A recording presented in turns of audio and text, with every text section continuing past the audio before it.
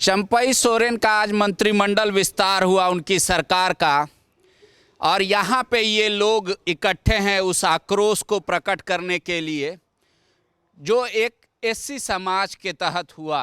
दरअसल बैद्यनाथ राम का नाम मंत्री पद की शपथ के लिए सीएमओ से आगे चला गया था, राजभवन से भी इनको निमंत्रण आ गया था, वारंट भी इशू हो गया था।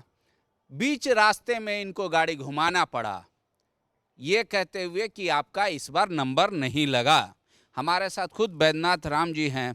बैद्यनाथ जी, कितना बड़ा सेटबैक है आपके लिए, क्योंकि आपने कभी मंत्री पद की चाहत पहले नहीं बताई।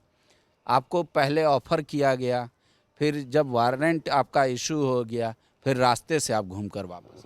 नहीं, रास्ते से मैं घूमकर वापस नहीं आया, बल्कि सीधे मुख्यमंत्री आवास गया और ये पूछने गया कि आखिर ऐसी कौन सी परिस्थिति बनी कि 11th आवर में आप ये कह रहे हैं कि आपको अभी ड्रॉप कर रहे हैं हम लोग, कुछ मजबूरी है। तो ये बात कहने के लिए हम वहाँ गए। उसके बाद वहाँ से मिलने के बाद वापस लौटा हूँ और मैं हतप्रभ हूँ इस बात को लेकर कि राजभवन से आमंत्रण पत्र आने के बाद आखिर कौन सी ऐसी स्थिति बन गई कि उनको ये निर्णय लेना पड़ा। और मैंने अपनी भावना से उनको अवगत करा दिया है कि ये जो निर्णय है वो गलत है, इस पर आप पुनर्विचार करिए, क्योंकि ये गलत हो रहा है, परंपरा गलत हो रही है। और जो कैबिनेट के हालात है उसमें आप समीकरण देखेंगे, हर तरह के समीकरण में चूँकि हम लोग फिट आते हैं। अब मुख्यमंत्री के सामने आखिर ऐसी कौन सी मजबूरी हुई है तो मुख्यमंत्री बता सकते हैं, ये उनका विषय है। लेकिन बीजेपी इसको लेकर आक्रामक हो गई है। वो कह रही है कि एससी पूरे समाज का अपमान है, इस तरीके से व्यवहार नहीं करना चाहिए था। 4 साल आपने नहीं बनाया, कोई बात नहीं, बुला के नहीं बनवाना, ये दरअसल आपकी मानसिकता दिखाती है सरकार की एससी समाज की। मैं तो कभी मुख्यमंत्री के पास ये कहने भी नहीं गया कि आप मुझे मंत्री बनाओ। 4 साल तक सरकार चली हेमंत जी की, भोक्ता जी उस समाज से आते थे उस समय, तत्कालिक समय में, इसलिए उनको बनाया गया, उचित था। क्योंकि आप आरजेडी से अकेले मेंबर थे, वो कोटा से आते चाहे जैसे भी आते, लेकिन उनको आना तय था, चूँकि गठबंधन था, प्री पोल अलायंस था, तो उनको बनना तय था। उस बीच में मैंने एक शब्द नहीं कहा कभी। अभी भी मैंने मुख्यमंत्री के पास या किसी नेता के पास ये कहकर नहीं गया कि मुझे आप मंत्री बनाओ। मुझे तब कन्फर्मेशन हुआ जब राज्यपाल से न्योता आया, और जब मैं घर से निकला तो रास्ते में मुझे ये खबर मिली कि थोड़ा सीएमओ आ जाइए आप। और वहाँ जाने के बाद ये स्पष्ट हुआ कि अभी थोड़े समय के लिए आपको हम लोग ड्रॉप कर रहे हैं, कुछ बातें हैं जिसका हम लोग को निराकरण करना है। तो मैंने अपनी बातें भी रखी वहाँ कि आखिर ऐसी कौन सी परिस्थिति है।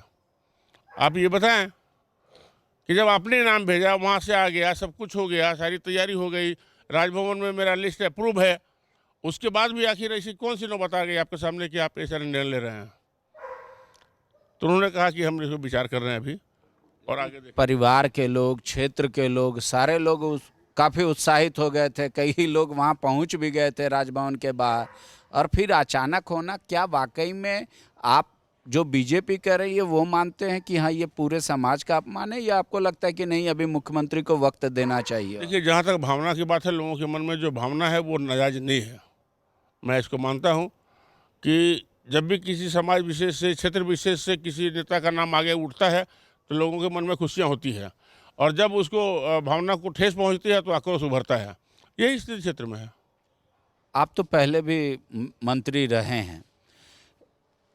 पलामू में कहावत भी है कि सौती के खीस कटौती पर। तो क्या आपको लगता है कि कांग्रेस का खीस जो है वो आप पे उतर गया? कांग्रेस में चूंकि आपस में बन नहीं रहा, उनके विधायकों ने खूब विरोध किया, तो वो लोग सीधे गए मुख्यमंत्री आवास और आपका नाम कटवा दिया कि कम से कम 12वां मंत्री का लॉलीपॉप रहने दीजिए जो 4 साल तक है, शायद वो उन लोगों को मदद मिलेगा अपनी नाराजगी दूर करने। नहीं, ये परंपरा नहीं है।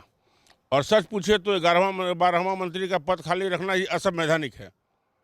मैंने पहले से कहा था, जब रघुवर जी की सरकार थी, 11वां मंत्री पद होने के बाद 12वां खाली रह गया, तो मैंने कहा था गैर संवैधानिक है ये। क्योंकि जो विस्तार का मंत्रिमंडल का जो आकार तय किया भारत सरकार ने, उसने कहा था कि 100 से संख्या कम अगर कहीं रहेगी तो जो फिक्सेशन है उसके अनुसार कम से कम 12 सदस्य होने चाहिए मंत्रिमंडल में। और ये झारखंड पर लागू होता है। मैं आपको एक घटना बताता हूँ। जब कटसाइज हुआ था उस समय 11 मंत्री का नाम गया था। उस समय गवर्नर ने यह कहकर लौटा दिया था कि आपका यह मंत्रिमंडल का प्रारूप असंवैधानिक है, आप 12 मंत्री का नाम भेजिए। 12 आनंद फानन 12वां मंत्री का नाम भेजा गया था, तब वोट हुआ था। तो आज भी जो हुआ पिछले साल 5 साल जो हुआ वो भी गैर संवैधानिक था। आज अगर 11 रहता तो वो भी गैर संवैधानिक है। वैद्यनाथ राम आगे क्या करेंगे? सबसे बड़ा सवाल ये है, क्या आपको लगता है कि मंगल कालिंदी आपकी वजह बन गए पार्टी में, या पलामू प्रमंडल से ऑलरेडी मिथिलेश ठाकुर हैं इसलिए आपको जगह नहीं मिला? ऐसी कौन सी बात हो गई? कुछ तो बताया होगा मुख्यमंत्री ने कि आखिर ऐसा आनन फानन में कुछ भी नहीं। मुख्यमंत्री ने कुछ कहा और ना ही मैं ये मानता हूँ कि मंगल कालिंदी से मेरा कोई मुकाबला था। जहाँ तक प्रश्न उठता है कि अगर समीकरण को देखें, कैलकुलेशन को देखें, तो भी पलामू प्रमंडल के जिम्मे में 2 मंत्रिमंडल का सदस्य आता है। तो ये कोई बहाना नहीं चल सकता है। अगर कोई बहाना ये दे रहा है कि पलामू प्रमंडल से एक होगा इसलिए दूसरा नहीं हो सकता है, ये गलत है। क्योंकि प्रमंडल के हिसाब से देखेंगे तो हमारा 2 हिस्सा बनता है, सामाजिक दृष्टिकोण से देखेंगे तो भी वहाँ हिस्सा बनता है। तो क्षेत्रवार, सोशल कम्युनिटी वाइज और योग्यता पर रखा जाएगा तो उसके आधार पर भी हम नहीं समझते हैं कोई आदमी आज की स्थिति में चुनौती देने की स्थिति में खड़ा है। आखिरी की अब सवाल है मेरा, क्या कीजिएगा? वेट कीजिएगा या कुछ आप स्टेप लीजिएगा? मैं विचार कर रहा हूँ क्या करना चाहिए, गंभीरता से विचार कर रहा हूँ और बहुत जल्दी सामने आएगा बात। देखिए,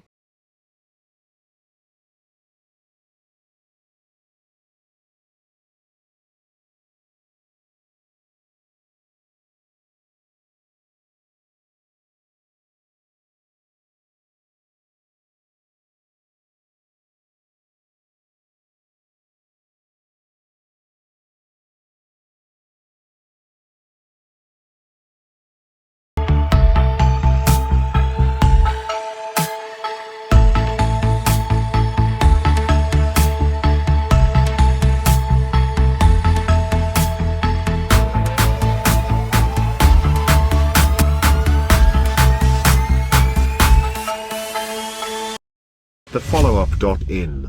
Like, share, and subscribe. www.thefollowup.in